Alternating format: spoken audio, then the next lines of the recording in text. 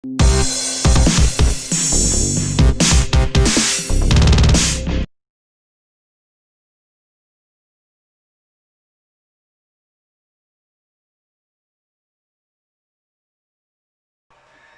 à tous, aujourd'hui je vais faire une nouvelle présentation de tout mon équipement de Lozi Micro, que ce soit les micro T d'origine, que ce soit les versions un peu modifiées ou la micro rallye. Je vais un peu tout vous expliquer et les pièces détachées que j'ai aussi. Voilà, comme ça s'il y en a que ça intéresse, je vais donner des petites astuces, des petites choses que je connais sur les machines, ça peut toujours aider. Donc je vais commencer par présenter les versions modifiées, avec la version rallye et à la fin les versions de base, voir un petit peu les différences entre les différentes catégories. Donc pour commencer, je vais montrer la version Desert Truck. Donc c'est un micro T avec un empattement long, voilà. Quand on compare avec le micro T d'origine, on voit que le châssis il est légèrement plus long, donc ce qui permet d'être beaucoup plus stable, notamment à grande vitesse. Et ça réduit par contre l'angle de braquage. Donc si vous voulez jouer en intérieur, c'est pas la version la plus appropriée selon moi. Même si bon bah, pour faire un petit virage à l'intérieur, si ça glisse bien, un petit coup de gaz et c'est reparti. Donc c'est pas trop un souci non plus. Mais dans la logique, ce serait pas la version la plus appropriée pour faire donc du coup du run indoor. Donc cette version c'est le premier micro que j'ai eu. Je l'ai payé 76 € à l'époque, quand ça existait encore neuf. Et j'ai fait quelques modifications depuis. Donc je l'ai passé en brushless. A few moments later. Voilà, donc j'ai réussi à enlever la carrosserie enfin. Donc je disais, j'ai mis un combo brushless. Donc c'est le combo 8700 kV par Lozi. Et j'ai mis en variateur un variateur Hobby King 10 ampères qu'on trouve pour environ 10 €. Alors le souci c'est que ces variateurs là sont actuellement en hors stock sur Hobby King, donc j'espère qu'ils vont les remettre assez vite parce qu'ils sont très sympas, ils coûtent pas très cher. Donc c'est bien pour faire des conversions en brushless pour n'importe quel mini. Et dessus un cerveau, donc c'est des cerveaux très connus Max, donc très facile à adapter. Surtout sur un châssis, donc ici c'est un châssis en carbone. Et en fait ces châssis ça permet de mettre une batterie plus facilement, c'est-à-dire que moi j'utilise avec des batteries Nanotech Hobby King et il suffit juste de la glisser à l'intérieur, voilà, et ça rentre sans aucun problème. Alors que sur les châssis d'origine, ces batteries ne passent pas. Donc voilà, c'est un des gros avantages des châssis carbone, c'est d'avoir plus de place. Et aussi pour l'installation électronique, moi en ce moment je fais beaucoup de tests, donc j'enlève, je remets, et je mets juste un petit scratch voilà, pour attacher mon ESC, et ça me permet de faire mes modifs assez facilement. Alors j'ai un petit souci sur ce châssis, c'est que la plaque supérieure a l'air de pas tout à fait correspondre à la plaque inférieure, donc il faut que je change pour une autre, j'en ai d'autres en réserve. En autre modification, j'ai les tourelles d'amortisseur avant et arrière en aluminium. Voilà, c'est. J'ai pas mis trop d'aluminium sur celui-là parce que c'est un véhicule qui est plutôt fait pour de la pseudo-performance, pour faire des petits circuits où le but c'est d'aller le plus vite possible. Donc j'ai laissé les amortisseurs d'origine à l'avant parce que je trouve qu'à l'avant ils vont très bien. En fait, ils sont assez mous, mais le fait qu'ils soient reliés par des tirants ici en plastique, ça rend au final l'amortisseur impeccable à l'avant, donc aucun problème. Et à l'arrière, j'ai mis des amortisseurs en aluminium avec de l'huile très très fine dedans. Voilà. Et donc ça flotte bien comme il faut.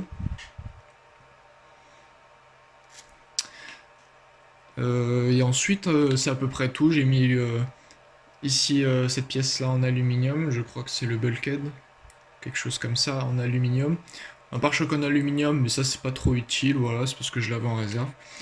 Et puis sinon c'est tout, j'ai retourné les roues pour avoir plus de voie et pour être plus stable parce que je tourne plutôt sur ma terrasse. Donc un brushless, vu que ça envoie bien, vaut mieux être très très stable. Donc c'est pour ça qu'en fait quand tu retournes les roues et que tu as un peu de déport, ça te fait gagner un petit peu en voie. Tout est sur roulement. J'ai mis des écrous à la place des circlips parce que les circlips c'est quand même assez euh, difficile à enlever à la main.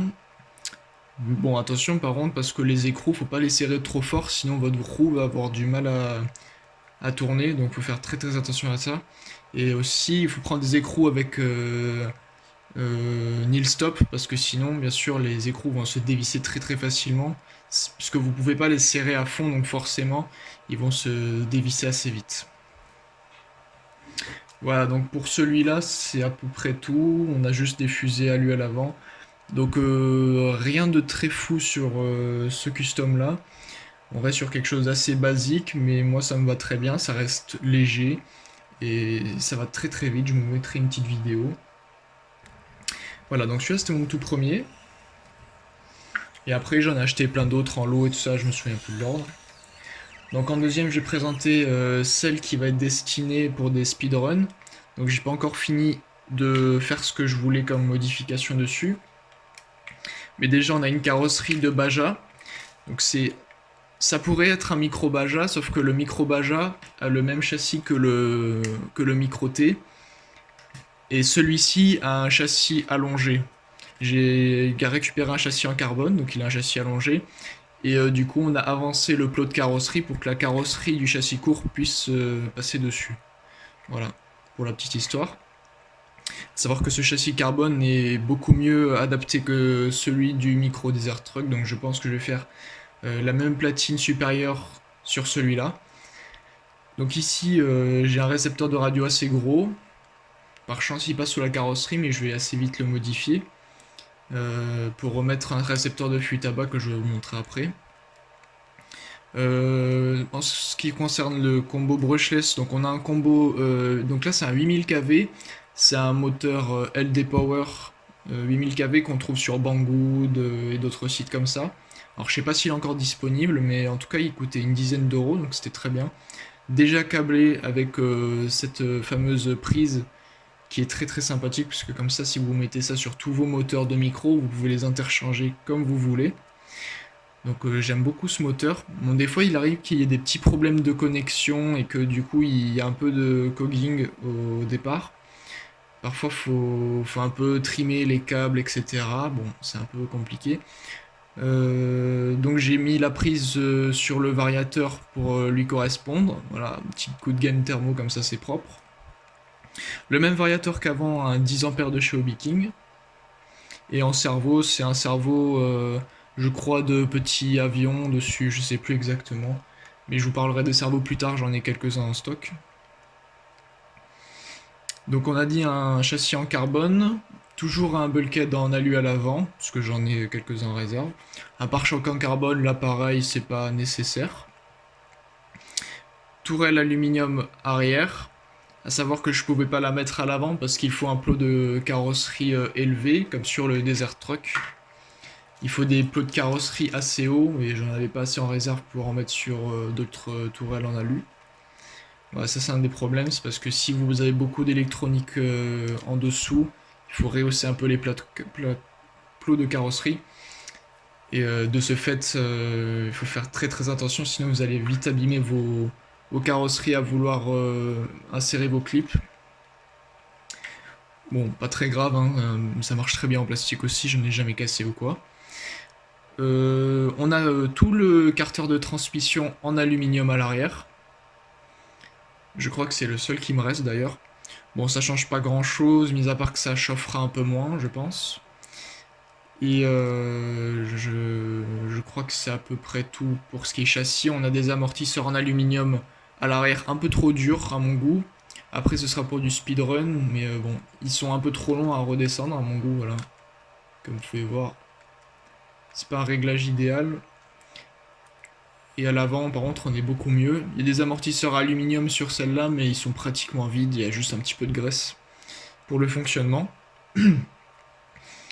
À savoir que franchement, les amortisseurs alu à l'avance, c'est pas obligatoire.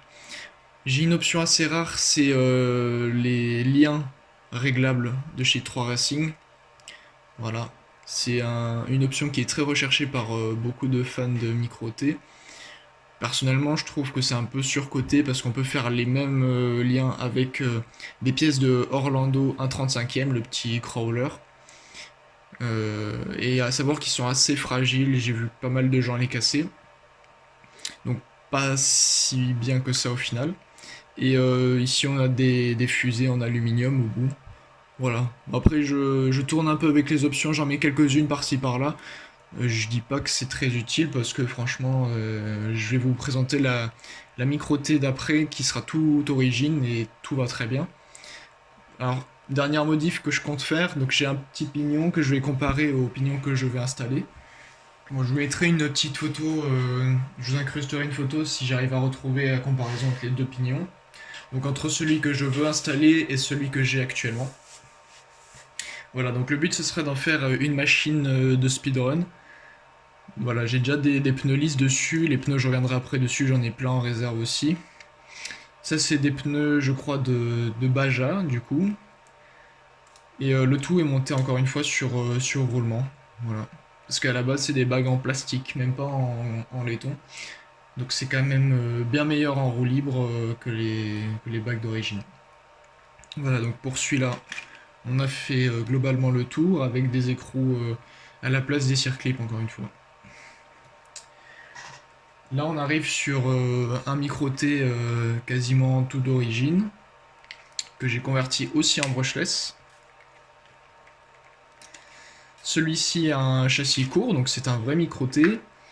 On a simplement des écrous de roue à l'arrière, parce que les avants sont très rares, il faut le savoir. Quelques roulements par-ci par-là, j'ai pas fait attention s'il y en avait de partout. À savoir qu'il y a beaucoup de micros que j'ai récupérés d'occasion, donc j'ai pas forcément tout démonté et remonté. On a différents ressorts à l'arrière, mais c'est assez peu différent d'origine. On a juste un peu moins de rebond quand on atterrit. Le même combo que sur celui d'avant, donc 8000 kV avec un variateur de 10 ampères. Et celui-ci, il est sur ma Futaba 4 PLS, donc j'ai acheté un petit récepteur qui coûte 10 euros et qui permet d'éviter de devoir acheter les récepteurs à 50 euros sur Futaba qui sont très très chers. Donc voilà, 10 euros le petit récepteur, il fonctionne très bien, j'en ai déjà 4 des comme ça et je vais en racheter.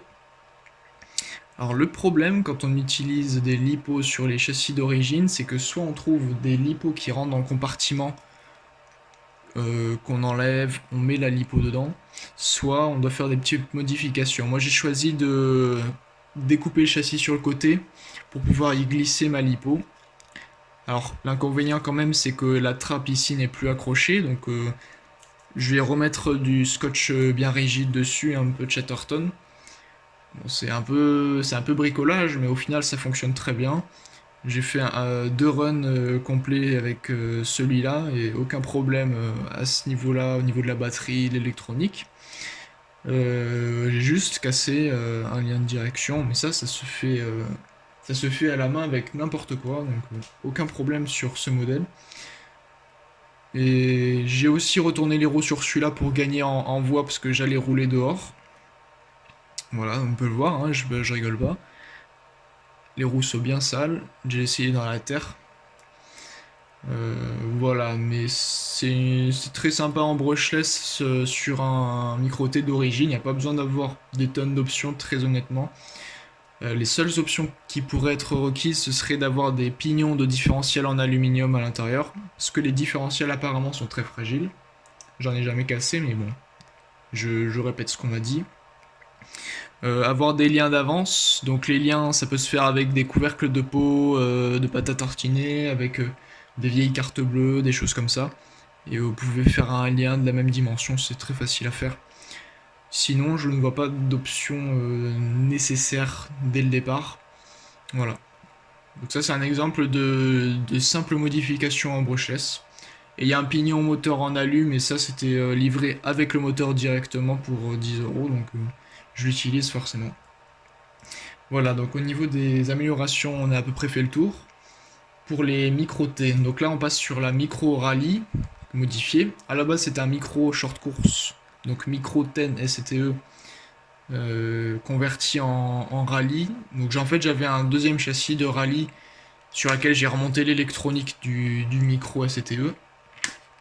C'est les dernières versions qui étaient full RTR avec l'hypo, petit chargeur rapide, etc. Donc c'était un combo très sympa.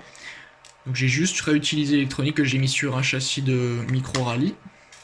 L'ancien propriétaire avait mis des grillages à la place des vitres. Bon, pourquoi pas, c'est sympa. Voilà, donc carrosserie basique.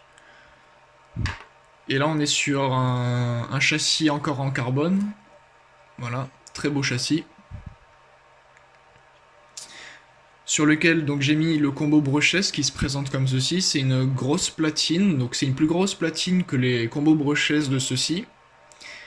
Et ce combo venait donc sur le RTR Micro Lositen SCTE avec son moteur Taser 7915 kV.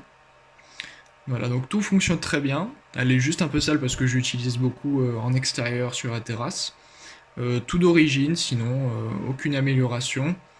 Et des roues drift pour pouvoir faire un peu de drift sur le carrelage. D'ailleurs, il y a une vidéo sur la chaîne de drift avec cette machine que je vous conseille d'aller voir. Sinon, à part ça, on a à peu près origine. Et à savoir qu'on a un cerveau en 5 fils sur ce combo brushless d'origine. Alors que sur n'importe quelle conversion brushless que vous allez faire, vous allez mettre du cerveau 3 fils standard. Mais Losi s'entête à faire des cerveaux en 5 fils sur leur charbon et sur leur brushless. Ce qui est franchement obsolète.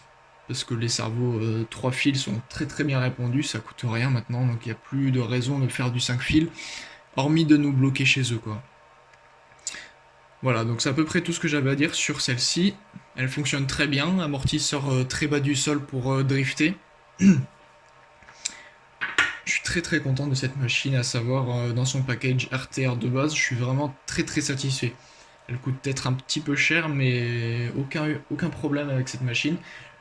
On pourra la comparer plus tard avec les WL Toys K969, etc. Qui sont des concurrentes directes. Mais j'en ai pas encore sous la main, mais c'est une machine qui m'intéresse beaucoup aussi. Donc là, on va attaquer les versions stock, donc des micro Losi. Donc j'en ai 3 actuellement. La seule modification que j'ai faite ici, c'est ici de mettre des roues du Desert Truck que j'ai retourné, voilà. Encore une fois, en fait, c'est une modif très simple qui permet de gagner beaucoup de stabilité en virage quand vous êtes à l'extérieur surtout. Ça réduit un peu l'angle de braquage, donc attention. C'est-à-dire que votre voie large, elle va facilement élargir la trajectoire que la voiture va prendre. C'est peut-être pas niveau look super sympa quand vous avez les micro-T qui sont, je trouve, super sympas de base. Voilà. Très honnêtement, je trouve le look est très très bien réussi. Donc j'ai 3 micro-T d'origine, donc il y en a 2 ou 3 qui vont partir à la vente, je sais pas encore. Ça sera pour plus tard, après toute cette histoire de coronavirus et tout ça. Donc rien à dire de spécial sur micro-T d'origine, je vais les montrer voilà, pour ceux que ça intéresse. Donc d'origine, on est sur des circlips aux roues, donc c'est très très ennuyant à enlever, il faut des petits tournevis pour faire appui, pour dégager le circlip. Vous voyez la taille de mon doigt par rapport au circlip, quoi. Et pourtant j'ai pas des grandes mains.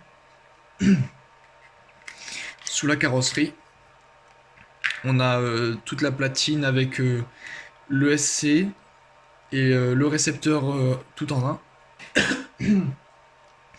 Ici, on a le quartz de la radio qui vient se mettre.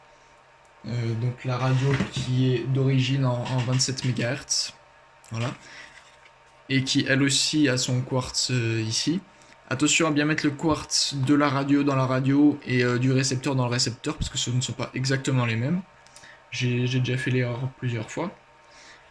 Et bien sûr, qui dit radio en MHz dit une antenne de 3 km de long aussi, voilà. Vous connaissez bien. Et mis à part ça, bah, rien de spécial à dire, ça marche bien d'origine. Après, si vous voulez faire un peu plus de puissance, mais tout en restant en charbon, vous pouvez mettre un moteur de micro Losi 1/24e version charbon, parce qu'elles sont sorties en charbon. Comment on reconnaît les versions charbon des 1/24e et des 1/36e? Le moteur des 1/36e est comme celui-ci, voilà. C'est-à-dire juste la plaque noire derrière le moteur. Et la version des 1/24e, elle est avec une petite platine derrière. Et ces moteurs sont plus puissants et plus rapides que les versions 1/36e. Voilà, juste pour que vous sachiez. Il existe la possibilité aussi d'adapter d'autres moteurs, notamment les moteurs atomiques BB, qui sont très rares. Personnellement, j'en ai revendu quelques-uns à des Américains qui en recherchaient. Bon, moi ça m'intéresse pas trop, je préfère le brushless. Mais bon, vous pouvez toujours prendre un de ces moteurs qui sont plus rapides quand même, j'ai pu le constater. Après, moi je préfère directement mettre de l'argent pour mettre en brushless. Quitte à n'en avoir qu'une, mais avoir une bonne config qui marche correctement et sans embrouille, que le charbon, vous allez peut-être devoir garder votre émetteur 27 MHz, ce qui est quand même un peu aberrant de nos jours. Voilà, donc après c'est un choix de chacun. C'est tout ce que j'avais à dire pour ces micro-T d'origine, qui sont très mignonnes, voilà, mais bon, pour moi c'est plus trop ce que je préfère les avoir en brushless pour m'amuser sur la terrasse. À savoir que pour l'intérieur en charbon c'est très bien, en brushless ça commence à devenir trop. Très honnêtement, le brushless c'est trop pour l'intérieur. À moins d'être très doux sur les gaz hein, ce que j'arrive à faire. Mais quand on connaît, notamment les jeunes enfants ou les débutants, la folie de la gâchette, voilà, faut faire attention. Si vous prévoyez d'en mettre plusieurs côte à côte pour faire une course, faut bien que les gens puissent quand même contrôler un minimum la puissance. Et je dis que très honnêtement, en charbon pour l'intérieur, c'est largement suffisant. À savoir qu'une lipo 2S va vous faire gagner un petit peu plus d'autonomie et de punch, donc ça c'est à vous de voir. Je dis ça en voyant la pièce en 3D. J'ai des fichiers STL pour imprimer la quasi-totalité des pièces plastiques de la machine, donc je peux vous passer gratuitement parce que ce n'est pas moi qui les ai faites, donc je peux vous les filer sans aucun souci. Et vous pouvez imprimer quasiment tout ce qui est en plastique, pare-choc, triangle, châssis. Moi j'ai fait les trappes à batterie, j'ai fait des tirants, j'ai fait le rack de direction. Alors le problème après c'est que les puits de vis c'est un peu compliqué vu que c'est tout petit. Donc voilà, c'est à peaufiner, mais si vous avez des casses et que vous avez une imprimante 3D, c'est très pratique. Ce que j'ai fait voilà, pour les trappes à batterie par exemple, ça m'évite d'en acheter une, ça coûte rien en imprimante 3D. Donc ça c'était le petit mot. Il y a encore des pièces qui se trouvent de ces machines. Ce qui se trouve de moins en moins c'est les options. Après comme j'ai dit les options c'est pas nécessaire très honnêtement. Sauf ce que je vous ai cité. Et voilà après c'est un peu à vous de voir. Je vous ferai un petit récap des options très utiles à la fin si vous voulez. Donc ça ce sont les machines qui sont prêtes. J'ai encore deux machines à remonter. Donc une qui est quasiment complète que le slipper. Et bon, bien sûr l'électronique et roues et carrosserie, mais tout ça j'ai. Et celle-ci où il manque encore cardan, biellette, etc. Mais qui a quand même pas mal de pièces déjà dessus, mais je vais pouvoir remonter ces deux-là sûrement.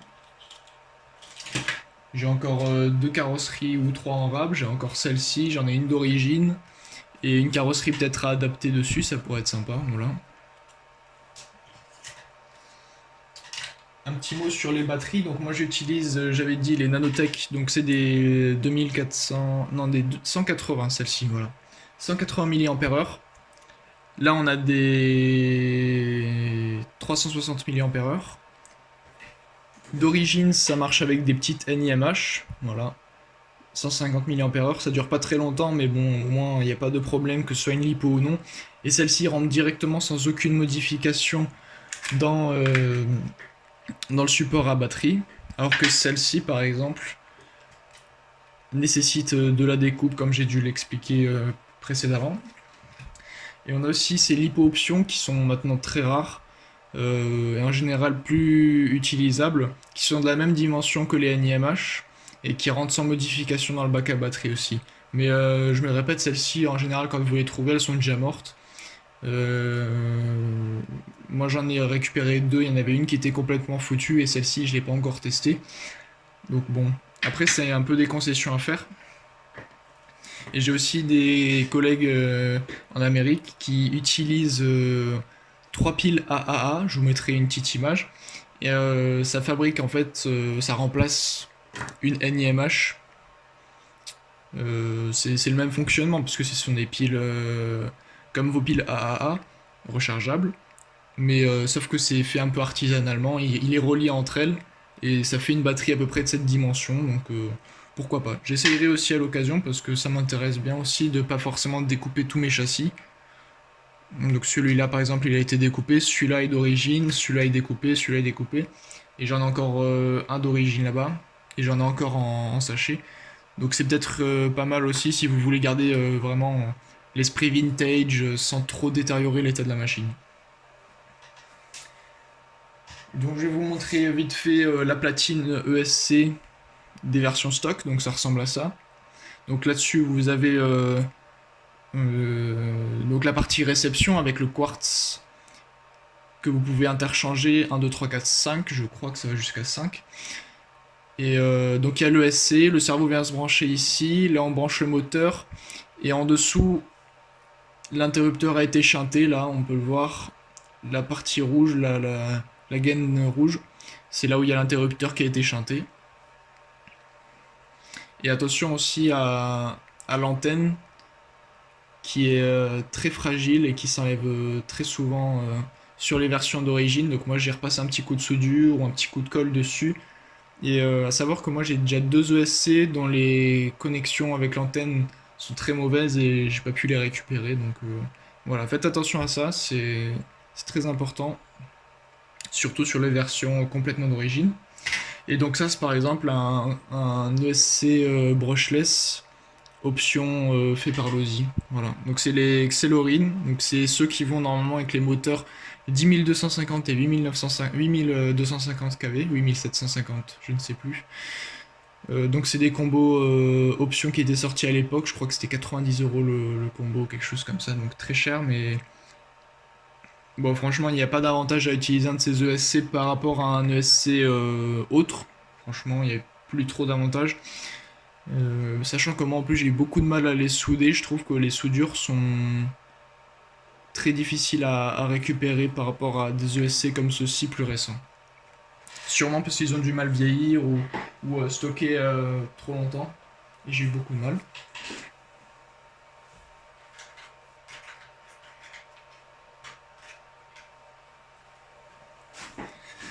Un petit mot sur les cerveaux de direction. Donc là j'ai un cerveau de direction 5 fils. Sans le sauve-cerveau, j'ai enlevé. Voilà, donc ça c'est un 5 fils. Ça c'est un 3 fils que vous pouvez acheter un peu n'importe où. Et voilà, j'en ai encore quelques-uns. Ce qu'il faut faire attention, c'est que les cerveaux d'origine sont assez petits. Donc par exemple, là vous avez un gabarit similaire en largeur, mais par contre en hauteur il est bien plus haut, donc il rentrera pas dans les versions normales. Ici vous avez un gabarit qui correspond tout à fait, donc celui-là il pourrait être utilisé. C'est un cerveau en 3 fils, donc attention, il faut pas garder la platine d'origine. Et dernier point auquel il faut faire attention, c'est que les cerveaux d'origine de l'Osis sont en forme d'hexagone. Donc ici on a modifié pour faire un hexagone aussi, mais en général ces cerveaux viennent avec des formes tout à fait standards de palonniers comme on pourrait retrouver sur les 1 dixième et 1 huitième. Donc il y a un peu de modification à faire parfois au niveau des cerveaux, et vraiment faire attention aux dimensions, c'est un point très très critique. Si vous voulez changer votre cerveau ou si vous voulez passer en brushless, il faut mieux demander conseil à des personnes qui ont déjà fait cette modification en gardant le châssis d'origine.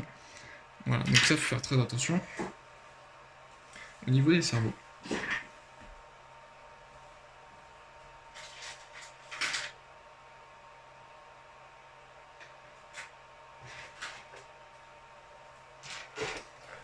Donc là, maintenant, on va passer aux roues dont je dispose. Donc on a des roues d'origine, bien sûr. Voilà, très basiquement. Donc, pas celle-ci, voilà. Parfois, des personnes ont juste optionné les pneus. Donc là, on a des pneus un peu sculptés, etc. Alors, je sais pas si ça a été fait à la main dans un pneu usé ou si ça a été un nouveau pneu, mais en tout cas, le dessin est très sympa. Voilà, donc petite astuce. Si vous avez des pneus usés, vous pouvez sculpter un peu à l'intérieur pour regagner un peu du grip sur des surfaces très dures qui accrochent bien sûr, pas sur du carrelage. Donc on a plein de pneus d'origine en réserve, donc aucun problème avec ça. On a aussi des pneus, donc c'est les mêmes pneus que d'origine, mais avec des jantes différentes. Donc là on a des jantes à disque en chrome, voilà, très sympa. On a des jantes options, donc plus rares comme celle-ci. Donc ça c'est des jantes en forme de petits triangles, 3 bâtons, très sympa. Les dessins des jantes sont un peu des pneus sont un peu différents, donc je pense que c'est des options de roues complètes. Voilà, donc j'en ai quelques paires d'avance aussi, voilà, pour l'exemple. J'ai aussi des roues hot racing euh, pour les surfaces dures, encore une fois, avec un dessin de route. Bon, ils craquent un peu, donc je peux plus trop les utiliser sans avoir peur de les abîmer. J'ai encore des jantes de micro Baja, donc ces jantes de micro Baja sont plus fines que les jantes d'origine, voilà. Donc ça peut donner un petit look sympa, mais je pense qu'on perd un peu en stabilité du train avant qu'avec des roues comme ça. Après, est-ce que c'est sensible, est-ce que c'est perceptible sur une si petite échelle, je ne sais pas. On a des roues de 1/24e, donc ça ce sont les roues de la micro rallye, donc de celle-ci d'origine, voilà. Donc qui ne sont pas adaptables sur les 1/36e parce que la jante est beaucoup plus fine ici, et alors que sur les micros 1/36e, la jante est beaucoup plus épaisse, ce qui permet d'avoir un petit peu de déport. Alors que ici, bah, du coup, ça va frotter la carrosserie. Et à l'inverse, du coup, les roues d'un 36e seront trop épaisses pour les 1/24e et on ne pourra plus venir visser l'écrou. Voilà, pour ceux qui pensaient à faire la modif, faites attention. Donc après, on a des jantes du short course. Donc ça, c'est la version short course du 1/24e. Un peu différente de la version rallye, qui existe toutes en plusieurs couleurs bien sûr, et ça ce sont des anneaux de roue un peu de couleurs qu'on peut changer bien sûr, il y en a en rouge et en bleu je crois, et en noir, et les versions rallye qui sont un peu différentes, voilà.